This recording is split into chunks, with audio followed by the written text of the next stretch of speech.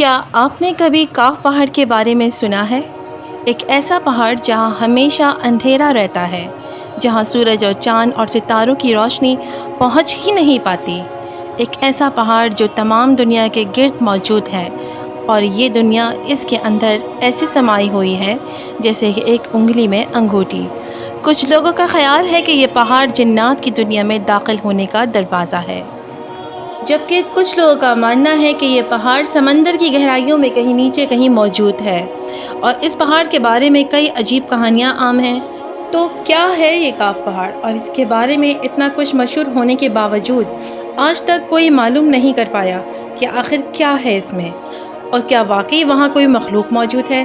کاف، کوہ کاف یا جبل کاف کے نام سے مشہور یہ پہاڑ عربی اور ایرانی ثقافتوں میں پراسرار پہاڑ ہے، اور اس پہاڑ کو زمین کا آخری سرا بھی سمجھا جاتا ہے، اور جہاں پر کوئی پہنچ ہی نہیں سکتا۔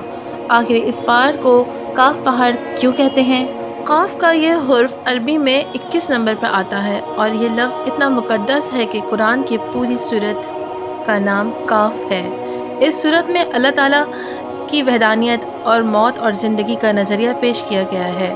بہاولپور کے ایک صوفی مخدوم جہاں گشت نے لکھا تھا کہ حضرت ذوالقرنین نے نہ صرف جبرائیل علیہ السلام کو کاف پہاڑ پہ دیکھا، بلکہ انہوں نے یاجوج ماجوج کو بھی اسی پہاڑی پر قید کیا تھا۔ مشہور تاریخی کتاب تاریخ طبری کے مطابق حضرت محمد صلی اللہ علیہ وآلہ وسلم نے ارشاد فرمایا کہ اللہ نے کاف پہاڑ کو دنیا کے گرد تخلیق کیا ہے، اور تمام دنیا اس پہاڑ کے درمیان میں ہے کہ جیسے ایک انگلی میں انگوٹھی۔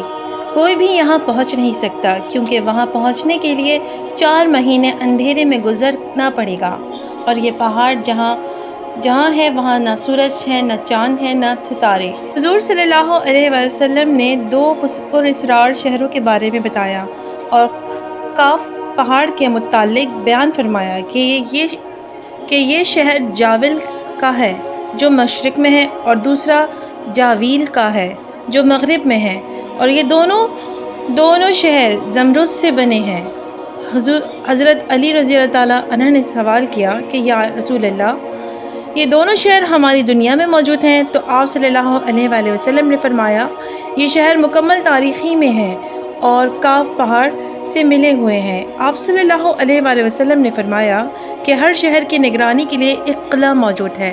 اس قلعے میں ایک ذمہ دار آدمی وہاں پر نگرانی کرتے ہیں، اور آپ نے فرمایا کہ ان دونوں شہروں میں موجود لوگ حضرت آدم علیہ السلام کو نہ جانتے ہیں اور نہ ہی ابلیس کو جانتے ہیں، یہاں تک کہ یہ لوگ کو چاند، سورج، ستاروں کے بارے میں بھی کچھ نہیں جانتے۔ یہ بھی نہیں جانتے کہ اللہ تعالیٰ نے چاند، سورج، ستارے تخلیق کیے ہیں، اور روشنی ان تک پہنچتی ہی نہیں ہے۔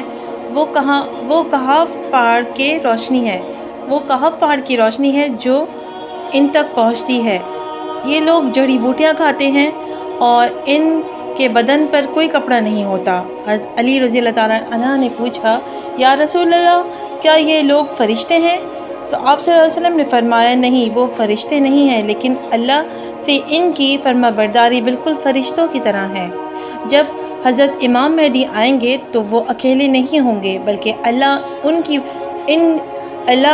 ان کی مدد کے لیے کاف پہاڑ سے اب ایسی مخلوق بھیجیں گے جو دنیا والوں کے لیے بالکل نئی ہوگی۔ اسلامی روایات کے مطابق معراج کی رات جب حضرت محمد صلی اللہ علیہ وآلہ وسلم کو آسمانوں کی سفر پر تشریف لے گئے تو ایک جگہ حضرت جبرائیل علیہ السلام آپ کو ایسے مقام پر لے گئے جہاں ایک ذہین مخلوق رہتی تھی۔ وہ 2 شہروں میں رہنے والے مخلوق تھے جنہیں آپ صلی اللہ علیہ وسلم نے اسلام کی دعوت دی، اور جنہوں نے آپ کی دعوت کو قبول کیا اور اسلام لے آئے۔ پھر آپ صلی اللہ علیہ وسلم ان کے درمیان ایک خلیفہ مقرر کیا جو انہیں اسلامی تعلیمات دیتے۔ پھر حضرت جبرائیل علیہ السلام آپ کو ایک اور قوم کی طرف لے گئے جو کہ تاریس یعنی کہ تعقل کے نام سے جانے جاتے تھے۔ آپ صلی اللہ علیہ وآلہ وسلم نے انہیں بھی اسلام کی دعوت دی، لیکن انہوں نے آپ کی دعوت کو قبول نہیں کیا۔ وہاں سے آپ صلی اللہ علیہ وآلہ وسلم حضرت جبرائیل علیہ السلام کے ساتھ یاجوج ماجوج کی طرف گئے، اور آپ صلی اللہ علیہ وسلم نے انہیں بھی اسلام کی دعوت دی۔ لیکن یاجوج موجود تعقل سے بھی زیادہ سرکش قوم تھی۔ انہوں نے آپ صلی اللہ علیہ وسلم کی دعوت کو قبول نہیں کیا اور آپ صلی اللہ علیہ وسلم کے ماننے سے انکار کر دیا۔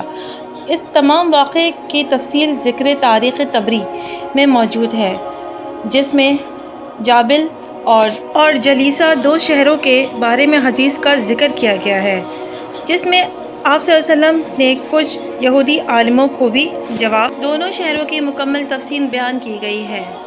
ان شہروں تک پہنچنا ایک انسان کے لیے بہت مشکل ہے، لیکن ہود علیہ السلام کی قوم میں سے 3 لوگ وہاں پہنچ گئے تھے اور وہاں رہے، مگر وہاں ان لوگوں کے ساتھ شدید تشدد کیا گیا اور وہاں سے بھاگنا چاہتے تھے لیکن بھاگ نہیں سکتے تھے۔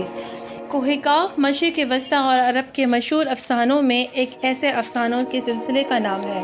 اسلامی روایت کے مطابق کوہ کاف کو جنوں کا وطن کہا جاتا ہے، جسے اللہ تعالیٰ نے چمکتے ہوئے زمرد سے بنایا ہے، جبکہ ایرانی روایتوں کے مطابق یہ علاقہ شمالی قفقاز کے علاقوں میں تھا اور اس علاقے کو آج تک کوئی انسانی حکومت حاصل نہیں کر سکی، نہ ہی انسان اس پر اپنا قبضہ کر سکا، کیونکہ یہ پہاڑی سلسلے پراسرار ہیں جو دکھتے نہیں ہیں، جو مکمل تاریکی میں رہتے ہیں اور وہاں پہ مکمل تاریکی ہوتی ہے اور وہاں تک کوئی پہنچ ہی نہیں سکتا۔ 4 مہینے اندھیرے سے گزر کر وہاں پر پہنچا جاتا ہے، اسی لیے آج تک وہاں پر ابھی تک کوئی نہیں جا سکا اور جانا ہی ناممکن ہے۔